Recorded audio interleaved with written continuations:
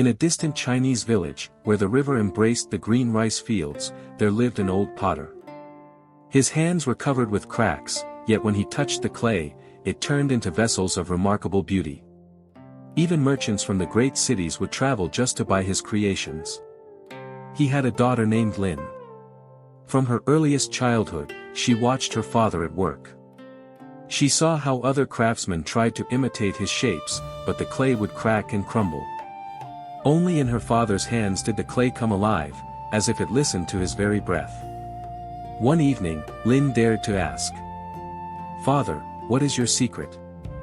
The old man smiled and rubbed his palms. "There is a spirit in the clay," he whispered. "It feels the heart of the one who touches it. If you want it to become beautiful, you must give it patience. The strength of hands is worthless without the strength of the soul."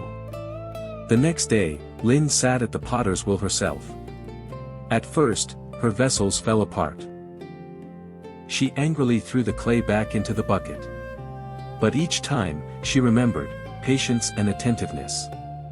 And slowly, the clay began to obey her, just as it once obeyed her father. Years passed. The old potter grew even older. His hands began to tremble, and he could no longer work for long. Then Lin began to craft the pottery herself. Her creations carried something special, not only shape, but also a sense of warmth. People said that even water tasted sweeter when drunk from her cups. One day, a young merchant came to the village. He had seen dozens of potters in the cities, but when he held one of Lin's cups, he froze.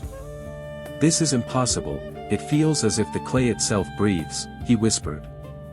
Then Lin smiled, just as her father once did, and said, "The secret is simple.